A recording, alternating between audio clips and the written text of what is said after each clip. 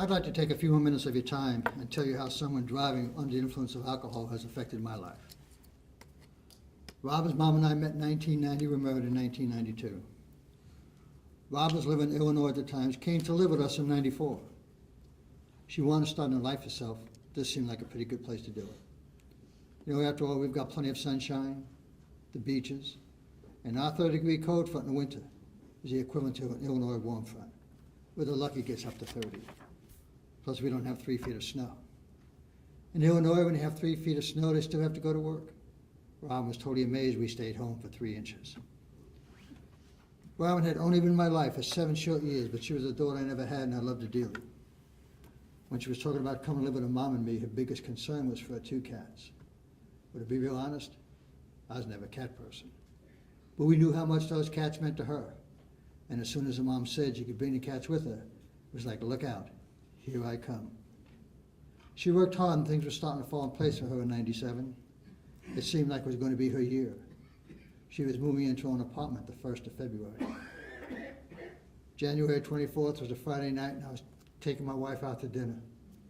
Kay told Robin to be careful and said, I love you, Robin. And Robin said, I love you, Mom. Those were the last words that we heard. I thank the Lord every day for that special relationship that Robin and Mom had with each other, because I don't think we could have made it through that tragedy, except for the fact that the last thing we heard was, I love you. Robin was a designated driver that night, which she frequently was, and she was picking up one of her friends. Seemed like a good night out for us, for Robin, and as the saying goes, everything seemed right in the world and the universe, until that knock came on the door at 4:45 in the morning to tell us there'd been a crash, and then Robin didn't make it. You know, as adults, we all expect to have to bury a mother or father someday, but we certainly don't like to think about that. As parents, the last thing we ever consider is burying one of our children. But on January 25th, 1997, that's what my wife and I were faced with. Not because Robin had been sick, not because she was doing anything wrong, but because our offender chose to drive while he was impaired. As my wife told you, there were 2 witnesses to the crash, and they testified that Robin was stopped at the red light at Bird Neck and Alaskan Road. The couple said they saw the light go from green to red, and they stopped in the right-hand lane. They saw Robin start through the intersection as the offender's truck came up behind them speeding. They helplessly watched him swing around him into the left lane and run that red light as Robin was trying to make the left turn onto Alaskan Road. Well, someone had to go to the hospital to identify Robin, and Kay asked me to do it, because she couldn't bear the thought of seeing her daughter lying there dead. Seeing Robin lie with the tubes still in her is a sight that haunts me to this day. Yes, it was our Robin, but none of it made any sense. Why Robin? She was a beautiful young lady who everybody loved. She spent most of her time and money trying to help other people. She was a giver, not a taker, but now her life had been taken from her, and she was taken away from us. It didn't make any sense then, and it still doesn't today. They gave me what was left of Robin's clothes in this plastic bag.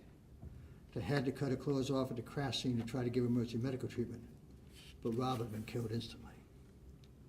I was asking to donate some of Robin's organs to LifeNet. It was like, get out of my face. I don't want to deal with stuff like that just yet. So I put them off, told him I'd speak to my wife, and I asked him to please call later. I put this bag of Robin's clothes in the garage and told my wife not to go through it right then. I wanted to throw them away, but I knew it wouldn't be right. So I put them out of sight with the hope that we would eventually be able to deal with them. Well, we were able to deal with them, but it took a long time. The only good thing that I could think of at that time, and still feel that way today, is that God took her instantly, and it didn't let her suffer. But how do you go from telling somebody I love you to try to decide what outfit she should wear at her funeral? You not only have to decide what color for her to wear, what jewelry she should wear, but you also have to part with a recent picture of her, so the hairdresser can fix her hair. Just the thought of going into a room is unbearable, much less for a mom to have to make these kinds of decisions. But somehow or another you manage at the time to go on and do the things you have to do. We had to make arrangements to take Robin back to Illinois so she could be buried alongside 3 generations of her ancestors. You pick out a burial plot, select a casket, pick out a marker. There's so many things that had to be done, and it had to be done right away. I'm a retired Army infantry officer, and I spent 2 tours in Vietnam. And even that doesn't compare to what you go through when you bury one of your children. This is with us each and every day of our lives. When we came back home, it took the longest time before we went back into a room. Everything was just the way she'd left it, like she hadn't left. I disconnected her phone, but we still have that little tape from her answering machine that looks very much like this one. But we never touch it, and we never play it. It has her greeting on it. But if we lose it or break it, there's no way we could ever replace it. So we just don't touch it.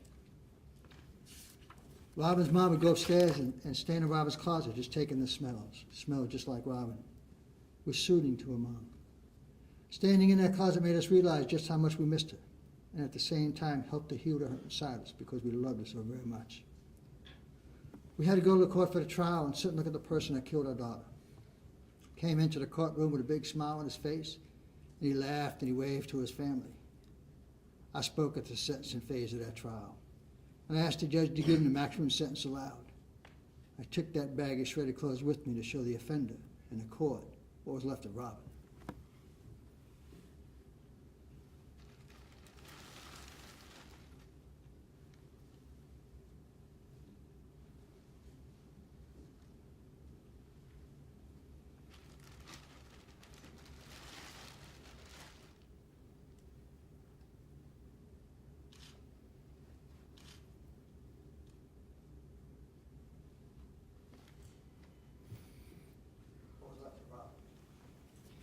Did he mean to kill Robin?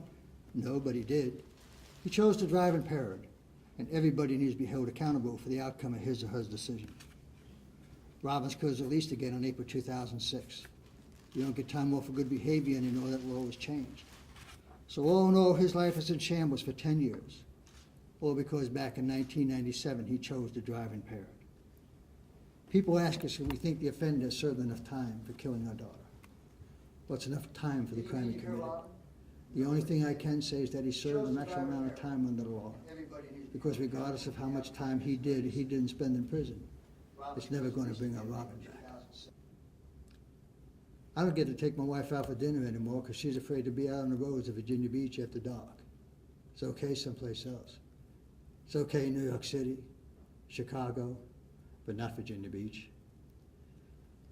Sometimes we'll see something without even thinking. We'll say Robin like this or Robin like that. That's Robin's favorite color. Robin's always going to be with us. She lives in our hearts and she lives in our memories. She'll always be a part of our lives. And we would give anything to be able to hug her just one more time.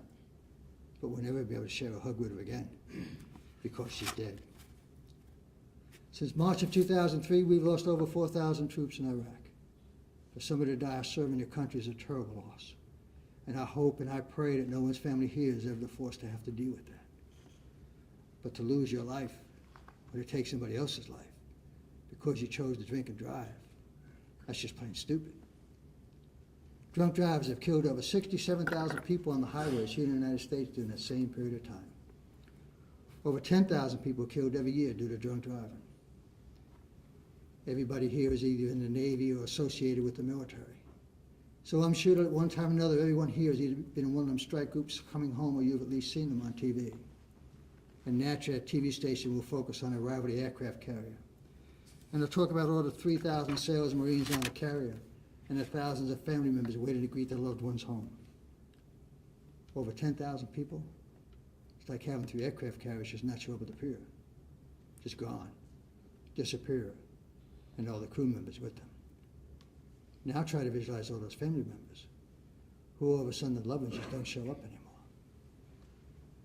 How many times have you or someone you know said, I'm going to go to the party, I'm going to have a couple of drinks, and I'm going to go home?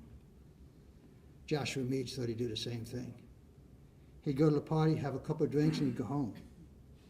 But it didn't work that way. He didn't stop after a couple of drinks. And he killed 2 people only a couple of blocks away from his own house. The problem is that a couple of drinks always lead to a couple more, and a couple more. Every person that's killed or injured is someone's mother or father, brother or sister, husband or wife.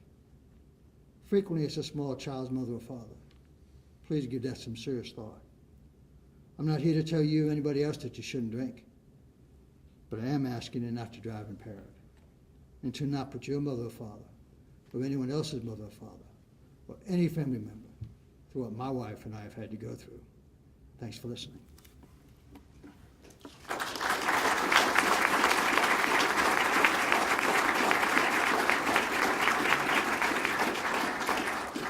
We hope we gave you something meaningful to think about, not for just today, but for the rest of your life. Every time someone leaves your home, make sure "I love you" are the last words that you say to anyone. I don't care if you're in the middle of a smackdown. Say "I love you" because you never know what words you're going to have to live with. Bob and I thank every single one of you for your service. We know you don't hear that often enough. So thank you. On behalf of every American citizen that will never have the honor or the pleasure to be in your presence, thank you. To those of you that lost someone, again, Bob and I are deeply sorry. I want you to think about this. Every time you drink and drive, that's a slap in the face to the person you lost. I'm going to say something that isn't ladylike, and I think I'm entitled. Bob and I do a lot of safety stand-downs through the year. We do 40 to 50 a year. There's a lot of younger people in the audience. I'm going to say this here too. There are two categories of stupid. There's stupid and there's effing stupid. Driving drunk is effing stupid. We did a safety stand-down for the Strike Fighter Weapons School a year ago around this time. A lieutenant went out that night and got a DUI. I don't know what part of this he didn't get. They always think it's going to happen to somebody else. Happy holidays, everyone. Be safe, be smart, and call your mom if she's still alive and tell her that you love her. Thank you so much for having us here.